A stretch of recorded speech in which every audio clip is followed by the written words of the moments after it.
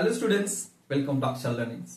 ज्यावेळी कॉलेजमध्ये जातो आपण, कॉलेजमध्ये असताना जो काही आपल्याला टाइम एनर्जी मिळालेलं असतं त्याचं जर का योग्य ठिकाणी इन्व्हेस्टमेंट केलं तर आपल्याला लाईफमध्ये फ्युचरमध्ये खूप इफेक्ट आपल्याला मिळणार असतो, खूप प्रॉफिट मिळणार असतो.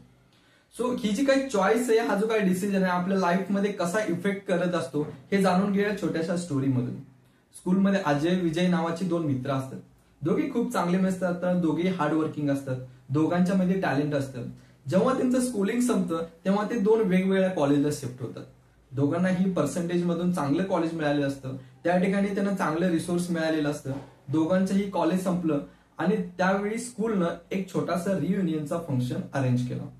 आता या स्कूलच्या रियुनियन फंक्शनला सगळ्यांना इन्व्हिटेशन गेलेलं असतात, त्या प्रकारे या दोघांनाही इन्व्हिटेशन जातं आणि एक दिवशी या रियुनियनच्या फंक्शनसाठी दोघेही स्कूलला येतात.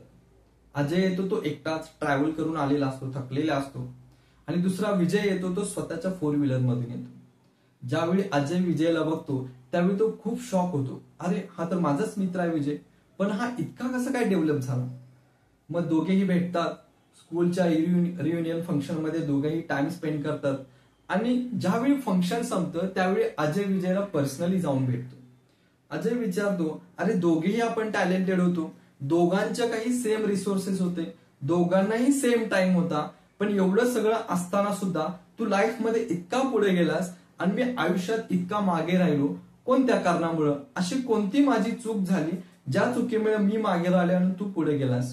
त्यावेळी विजय म्हटला, अरे मी लाईफ मध्ये छोटासा एक डिसिजन घेतला, मी माझी चॉईस ठरवली आणि त्याच चॉईस वरून मी आयुष्यात इतके पुढे गेलो.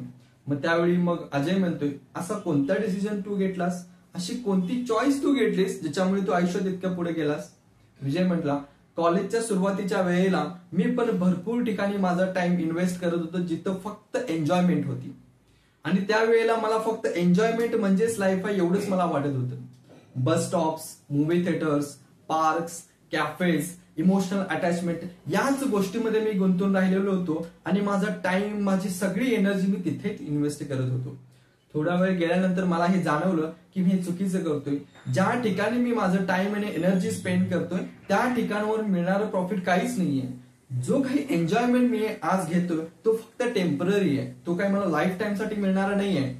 सो त्यावेळी मला लक्षात आलं, ज्या ठिकाणी मी माझा टाइम एनर्जी स्पेंड करतोय ती ठिकाणं बदलणं माझ्यासाठी खूप गरजेचं आहे आणि तो एक चॉईस मी त्या दिवशी निवडला, तो डिसिजन मी घेतला आणि जी काय म्हणजे एन्जॉयमेंटची ठिकाणं होती ती सगळी मी रिप्लेस केली आणि त्या ठिकाणाच्या ऐवजी मी जायला लागलो gym, ground, library, academics, coaching classes आणि सेल्फ स्टडी या सगळ्या गोष्टीवरती मी फोकस केलं आणि स्वतःच्या इम्प्रुव्हमेंट वरती जास्त लक्ष केलं. ह्या ज्या काही एन्जॉयमेंट होत्या त्या सगळ्या एन्जॉयमेंटच्या गोष्टी थोड्याशा मी बाजूला ठेवल्या आणि सगळ्याच्या वरती जास्त फोकस स्वतःच्या सेल्फ इम्प्रुव्हमेंट वरती लावलं आणि त्याचाच रिटर्न इफेक्ट आज मला मिळालं. आणि जो काही हार्डवर्क मी त्यावेळेला केला त्या एका डिसिजननं माझी अख्खी लाईफ टर्न केली. अजयला हे ऐकून खूप वाईट वाटलं. अरे, हे सगळं आपल्याकडे होतं, हेही मला समजत होतं, मग त्यावेळेला मी डिसिजन का घेतला नाही. त्यावेळी जर का मी डिसिजन घेतला असता मीही विजय सारखा लाईफ मध्ये सेटल झाला असतो.